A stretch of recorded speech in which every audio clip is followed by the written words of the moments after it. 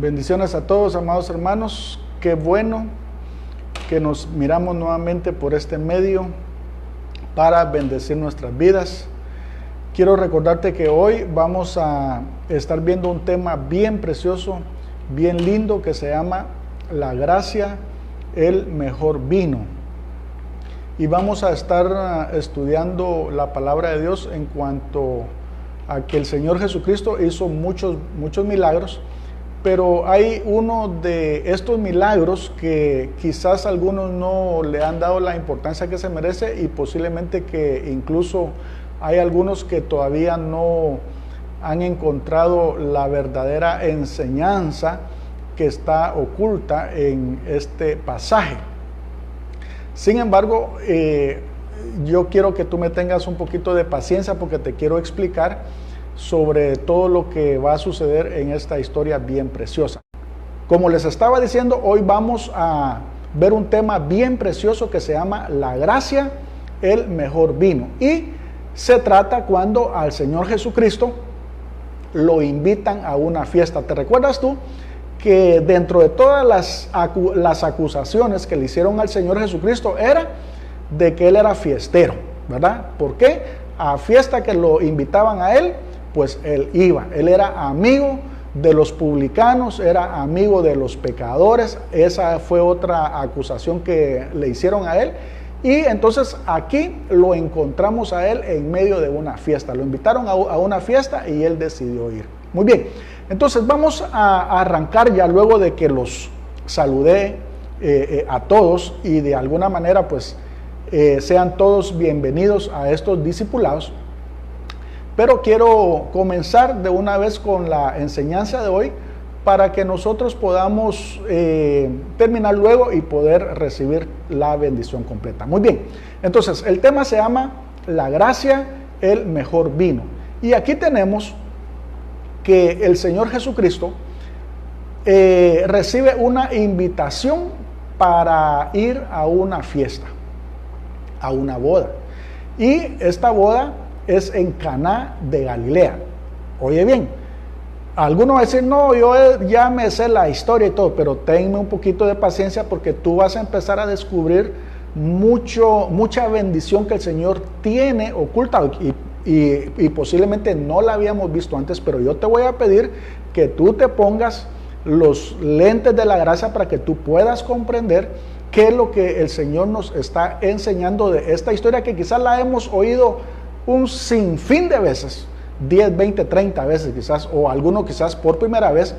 Pero no importa cuántas veces tú la hayas escuchado o la hayas oído predicar, tú te vas a dar cuenta que en esta oportunidad el Señor te va a enseñar algo nuevo que va a bendecir tu vida. Muy bien, entonces para esto lo primero que quiero es leerles la historia, y luego vamos a ir viendo poco a poco cómo Dios nos va a ir enseñando muchas cosas. Entonces, si tú tienes tu Biblia ahí, o tu celular, o cualquier dispositivo, ve ahí a Juan capítulo 2, del verso 1 al 11, y dice así la palabra de Dios. Dice: al tercer día se hicieron unas bodas en Caná de Galilea, y estaba ahí la madre de Jesús. Y fueron también invitados a las bodas Jesús y sus discípulos. Y faltando el vino, la madre de Jesús le dijo: no tienen vino. Jesús le dijo: ¿qué tienes conmigo, mujer? Aún no ha venido mi hora. Su madre dijo a los que servían: haced todo lo que os dijere. Y estaban ahí 6 tinajas de piedra para agua, conforme al rito de la purificación de los judíos, en cada una de las cuales cabían 2 o 3 cántaros. Jesús les dijo: llenad estas tinajas de agua. Y la llenaron hasta arriba. Entonces les dijo: sacad ahora y llevadlo al maestresala. Y se lo llevaron. Cuando el maestresala probó el agua hecha vino, sin saber él de dónde era, aunque lo sabían los sirvientes que habían sacado el agua, llamó al esposo y le dijo: todo hombre sirve primero el buen vino, y cuando ya han bebido mucho, entonces el inferior. mas tú has reservado el buen vino hasta ahora. Este principio de señales hizo Jesús en Caná de Galilea y manifestó su gloria, y sus discípulos creyeron en él. Muy bien, esta es la historia de que normalmente conocemos todos. Entonces vamos a empezar a aprender qué es lo que el Señor nos quiere enseñar. Vamos a ver cuál es la verdad que está en medio de este milagro que el Señor Jesucristo hizo en estas bodas. Fíjate pues, lo primero que tú tienes que ver es que Jesús no era un religioso más, que se apartaba de la gente. No, Jesús era una persona que le gustaba relacionarse con las personas. Como vemos aquí, había una fiesta, lo invitaron a la fiesta y él fue. Entonces, primero tenemos que entender que, así como te lo he enseñado antes, el Señor Jesucristo vino a reprobar, vino a reformar la situación religiosa que se estaba dando en aquel tiempo. ¿Por qué? Porque los que estaban encargados de representar a Dios, los que estaban administrando las cosas santas, estaban tergiversándolo todo, estaban confundiéndolo todo, a tal punto que ellos se habían convertido en el tropezadero para que los que querían buscar a Dios de todo corazón no pudieran hacerlo. Y entonces, en lugar de facilitar el camino para que se acercaran a Dios, ellos lo estaban complicando más. Y entonces el Señor Jesucristo aparece haciendo una reforma religiosa. Y obviamente Él no se estaba comportando aquí como un religioso más, sino que Él estaba comportándose como alguien que estaba haciendo las cosas según el corazón de Dios. Muy bien, entonces tenemos aquí esta historia que en el tercer día, dice ahí, se da una situación. ¿Por qué el tercer día? Déjame decirte primero, uno, que en las costumbres judías y algunas hasta el día de hoy, es de que las fiestas de las bodas duraban 7 días. Fíjate bien, 7 días. Y esta fiesta prácticamente estaba comenzando. ¿Por qué? Porque estaba por el tercer día aún. Eso quiere decir que faltaban 4 días. Y eso quiere decir de que ni siquiera estaban a la mitad de la fiesta cuando ya se había terminado el vino. ¿Qué significaba eso? Un desastre completo. Es como que si tú tuvieras tu cumpleaños, o tú tuvieras una boda, o 15 años, qué sé yo, y tú invitas, por ejemplo, a unas 150 personas, pero de repente te llegan 200 gentes, y tú no te preparaste para más, o el platillo no te salió como tú quisiste, y solo te salieron 100 porciones. ¿Qué haces ahí en medio de eso? O sea, es un desastre que en este caso al tercer día de 7 se haya terminado el vino. Y entonces, obviamente, la madre de Jesús, María, como que tenía muy buena relación con los que se estaban casando, con la familia esta, y sintió la carga de querer solucionar esto. Y entonces acude a su hijo, que ya tiene conciencia de quién es él. Y entonces le pide que auxilie, que ayude. Y hasta aquí parece que todo lo hemos oído bien. Y entonces el Señor Jesús al principio como que no muy quería, porque le contesta no muy apropiadamente, le dice que todavía no ha llegado su día o su hora.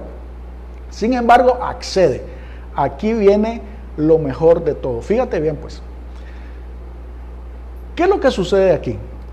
Que el Señor Jesucristo viene y se encuentra con que mucho está dependiendo, oye bien, de que Él le va a dar solución a un problema que se estaba dando ahí. Fíjate bien, pues en esa boda se estaba dando un problema. ¿Qué problema? Era de que se habían quedado sin vino en medio de la fiesta esta. Ahora, quiero llevarte nuevamente a la idea de que el Señor está haciendo una reforma religiosa en medio de todo esto. No te confundas con todo esto. Entonces, estas 6 tinajas que estaban ahí y que el Señor Jesucristo iba a usar, fíjate bien, tenían un uso, y por eso es que Juan se encarga de describir exactamente que esas tinajas que estaban ahí servían para los rituales de lavamiento según las leyes judías, o en este caso te quiero llevar a la ley de Moisés. Entonces fíjate bien, tenemos 6 tinajas ahí. ¿Para qué servían estas tinajas según los rituales de la ley de Moisés? Fíjate que en cada casa, como estaba la ley en donde las personas se contaminaban, y si se contaminaban eran declaradas inmundas, entonces enfrente de las casas tenían una tinaja de estas donde ponían agua, fíjate bien, para que cuando llegara un invitado, antes de entrar a su casa, fíjate bien, y cuidándose de las contaminaciones, y a mí me recordó mucho y me gustó mucho esto por lo que está sucediendo hoy con el coronavirus, fíjate bien, dice que los judíos estos llegaban y antes de entrar a la casa, lo que se hacían era que se lavaban las manos, era un ritual según la ley de Moisés, se lavaban las manos, y ese era un ritual obligatorio antes de entrar a la casa, porque al lavarse las manos se limpiaban, fíjate bien, de la contaminación de pecado. Oye bien lo que te estoy diciendo, por eso es que es tan importante que tú veas la enseñanza que hay detrás de todo lo que nos está enseñando Jesús y lo que nos está enseñando Juan. Entonces, se lavaban las manos para limpiarse de pecados, porque si no lo hacían y ellos entraban inmundos, entonces iban a declarar inmundos a todos los que estaban en la casa. Si lo trasladamos hoy a nuestra vida práctica, y por eso te decía que a mí me llamó mucho la atención, ¿qué es lo que está sucediendo hoy? Cuando tú vas a un negocio o cuando tú entras a una casa, según lo que está sucediendo ahorita con el COVID-19, la obligación que es que nos lavemos las manos, fíjate bien, por si estamos contaminados con algo o con el COVID-19 y no entremos a la casa contaminados. ¿Por qué? Porque si entramos contaminados, vamos a contaminar también a los que están ahí y los vamos a enfermar. Exactamente lo mismo tenían la función estas 6 tinajas que estaban ahí, que prácticamente se les daba ese uso. Y entonces el Señor Jesucristo viene y mira esas 6 tinajas, fíjate bien, y Juan dice exactamente de qué eran o de qué estaban hechas. ¿Te recuerdas tú de qué estaban hechas esas 6 tinajas? ¿Sí? Sí. Eran tinajas de piedra. Fíjate bien, la ley de Moisés estaba escrito por el dedo de Dios, ¿en qué? En tablas de qué? De piedra. Oye bien, esas 6 tinajas, que el 6 representa el número de hombre, esas 6 tinajas, ¿cómo estaban? Estaban medio llenas, estaban medio vacías, ¿no? ¿Sabes qué? Dice que eran tinajas vacías. Oye bien, el uso que se les daba eran tinajas de piedra representando la ley de Moisés y estaban completamente vacías. ¿Eso qué quiere decir? Que lo que estaban representando era una religión vacía que no estaba sirviendo para los usos que se había creado, o si tú lo quieres llevar a un punto más espiritual, la ley de Moisés no podía justificar a los hombres delante de Dios. Y entonces era un método obsoleto, era un método que ahí estaba, pero que realmente no estaba sirviendo de nada, no estaba haciendo su función. Fíjate bien, y viene el Señor Jesucristo y viene a implementar algo nuevo. ¿Y sabes qué es lo que dice Él? Bueno, dice Él: tráiganme estas 6 tinajas y entonces les voy a poner, fíjate bien, les voy a poner agua. ¿Agua qué? Limpia. Y yo quiero que tú vayas a Ezequiel capítulo 36 en el versículo 25 para que tú veas que también esto de la reforma espiritual y la reforma religiosa también estaba profetizada. Entonces dice, esparciré sobre vosotros agua limpia y seréis limpiados de todas vuestras inmundicias y de todos vuestros ídolos os limpiaré. Os daré corazón nuevo y pondré espíritu nuevo dentro de vosotros y quitaré de vuestra carne el corazón de piedra y os daré un corazón de carne y pondré dentro de vosotros mi espíritu y haré que andéis en mis estatutos y guardéis mis preceptos y los pongáis por obra. Aquí tenemos, fíjate bien, una promesa o una profecía, si tú quieres, con respecto a lo que iba a venir y a la reforma que Dios ya estaba planificando. ¿En cuanto a qué? En que iba a sustituir un modelo por otro modelo. Entonces, ¿qué es lo que hace el Señor Jesucristo? El Señor Jesucristo lo que pide es que lo llenen de agua. Ahora, esta agua, fíjate bien, es un agua limpia que si tú lo miras, que viene a representar también al Espíritu Santo, y por eso pide que la llenen. Todos nosotros tenemos que estar ahora llenos de la presencia de Dios y llenos del Espíritu Santo, pero tiene un propósito también. Fíjate bien, si aquella agua que estaba antes, según la costumbre judía, servía para lavar y purificar los pecados, quiero decirte, oye bien, que ese lavamiento y esa purificación solamente era temporal. Oye bien, solamente era temporal. Pero aquí el Señor Jesucristo está instituyendo un lavamiento, está instituyendo una limpieza de todos los pecados y lo está haciendo de forma ¿qué? Eterna, y lo está haciendo de forma permanente. Si tú vas conmigo ahí a Tito, capítulo 3, del 4 al 7, dice: pero cuando se manifestó la bondad de Dios nuestro Salvador y su amor para con los hombres, nos salvó, no por obras de justicia que nosotros hubiéramos hecho, sino por su misericordia, por el lavamiento de la regeneración y por la renovación en el Espíritu Santo, el cual derramó en nosotros abundantemente por Jesucristo nuestro Salvador, para que justificados por su gracia, viniésemos a ser herederos conforme a la esperanza de la vida eterna. Entonces aquí, fíjate bien, ya tenemos dos tipos de lavamientos. Uno según la ley de Moisés, que era para lavar los pecados, las inmundicias, todo lo malo que el hombre pudiera realizar o dejar de hacer. Pero que aquí la enseñanza o el énfasis que hay es que es un lavamiento temporal, es un lavamiento parcial. De hecho, cuando se sacrificaban animales cabríos, quizás vacas, toros, corderos, palominos, lo que sea, dice la palabra de Dios que esta sangre de los machos cabríos no perdonaba los pecados, sino que solamente los cubría. Fíjate bien, aquí vemos que lo que estaba sucediendo en el antiguo pacto era que los pecados que la gente cometía no eran perdonados, sino que eran cubiertos solamente por la sangre. Pero en el nuevo pacto, en el pacto de la gracia, fíjate bien, vemos de que los pecados son perdonados eternamente, son limpiados completamente.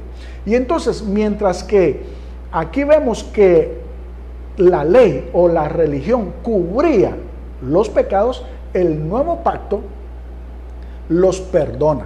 Mientras que en la ley la limpieza era temporal, vemos que en el nuevo pacto vemos que la limpieza es permanente y es eterna. Entonces, es bien importante que tú puedas asociar aquí que esta agua, fíjate bien, que vino a caer en las tinajas estas, que originalmente era para limpiar temporalmente los pecados, ahora esa agua inmediatamente se vuelve vino. Fíjate bien, se vuelve vino. Ahora, ¿qué significa o qué representa el vino según el nuevo pacto? Es una pregunta. Algunos ya tienen la respuesta. Oye bien, algunos van a decir que representa gozo, alegría. No. ¿Qué representa según la Biblia el vino en el nuevo pacto? ¿Sabes qué es lo que representa? Representa la sangre del Cordero. ¿Cómo está así? Ve a 1 Corintios capítulo 11, verso 25 y te vas a dar cuenta cómo el vino representa la sangre del Cordero y ese vino representa el nuevo pacto. Fíjate bien, tenemos un antiguo pacto y tenemos un nuevo pacto. Pues esta agua que había antes y que ahora se convierte en vino, el vino viene a representar el nuevo pacto porque ese vino representa la sangre del Cordero.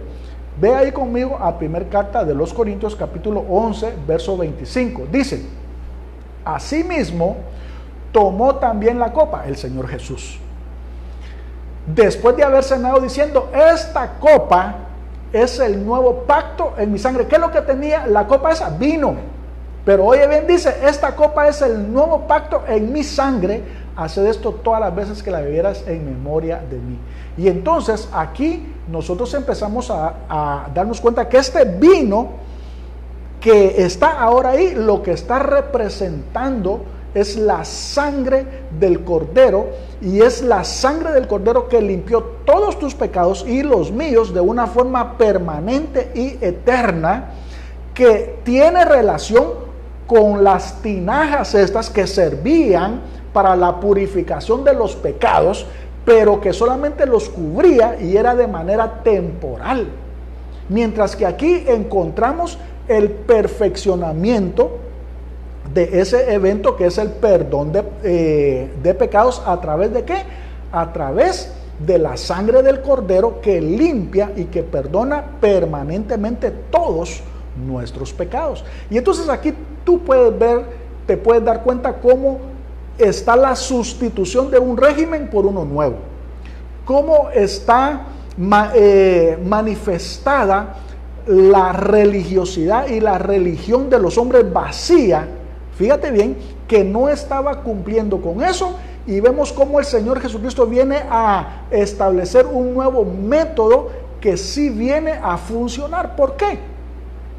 Porque al volver el agua en vino, entonces la fiesta continúa.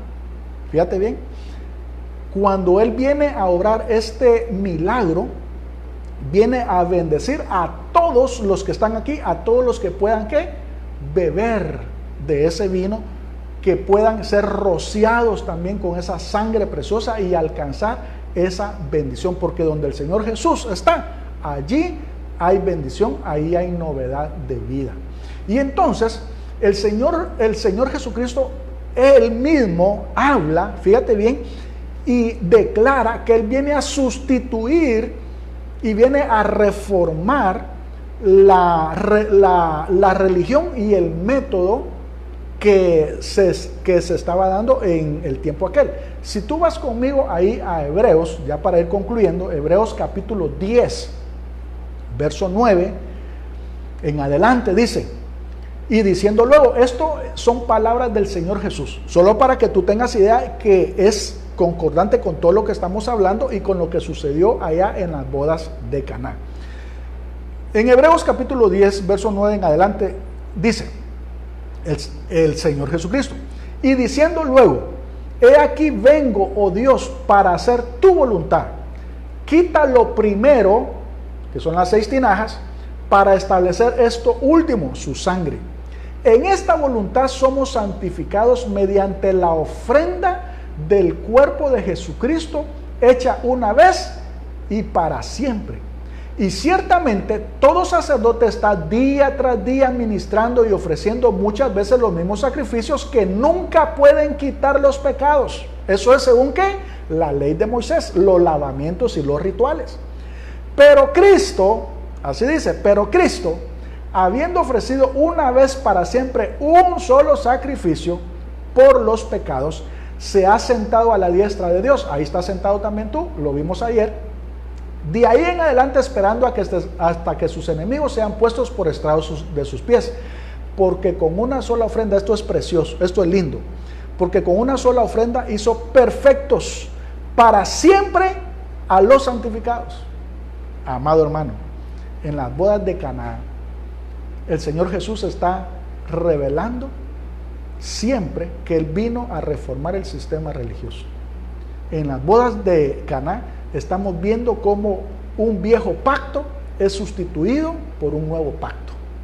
En las bodas de Caná estamos viendo cómo Dios nos dice que la religión, la religiosidad y los reglamentos, los mandamientos escritos en piedra no pueden cambiar al hombre, no pueden perfeccionar al hombre, no pueden justificar al hombre, no lo pueden salvar.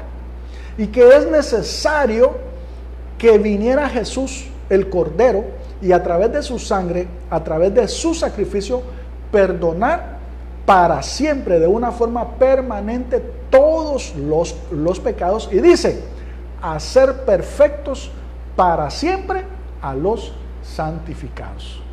Qué precioso, amado hermano, ver que en este caso encontramos la gracia en medio de esta boda, que pareciera ser que se iba a arruinar, porque así pareciera que era nuestra vida, que quizás no tenía solución, que quizás el hombre ya no tenía salida, que estaba condenado, porque así dice la Biblia, que había un decreto que era contraria, era el acta de los decretos que nos era contraria, y que Jesús dice que la clavó en la cruz del Calvario, refiriéndose también a ese decreto de muerte según la ley de Moisés.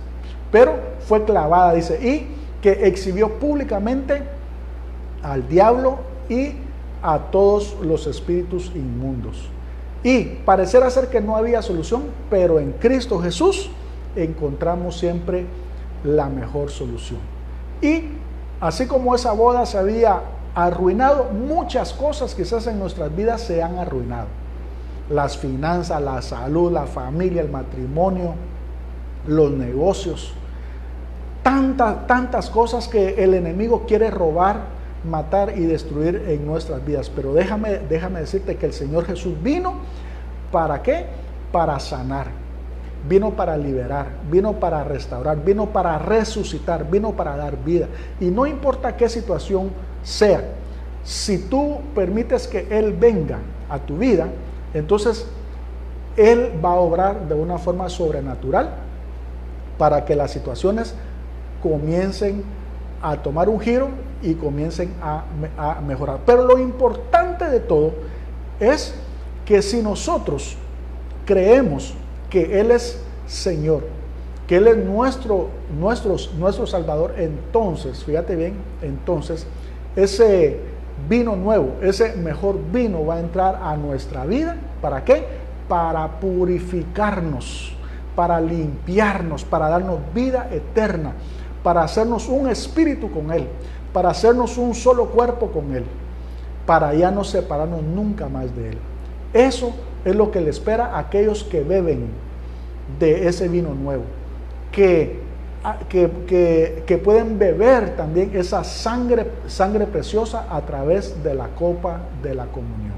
Así que yo te invito para que tú puedas siempre estar dispuesto para recibir todo lo bueno que Dios nos quiere dar. No solamente aquellos que por primera vez se acercan a Cristo, sino que si tú ya eres cristiano, eres un hijo de Dios, eres un ministro de Dios, aún así nosotros seguimos recibiendo las bendiciones de Dios. Por eso la palabra de Dios dice que de Cristo recibimos gracia sobre gracia. Y eso quiere decir de que su gracia es infinita, no se acaba, y siempre necesitamos, oye bien, siempre necesitamos seguir bebiendo de ese vino nuevo. Siempre necesitamos seguir rociándonos de esa sangre preciosa.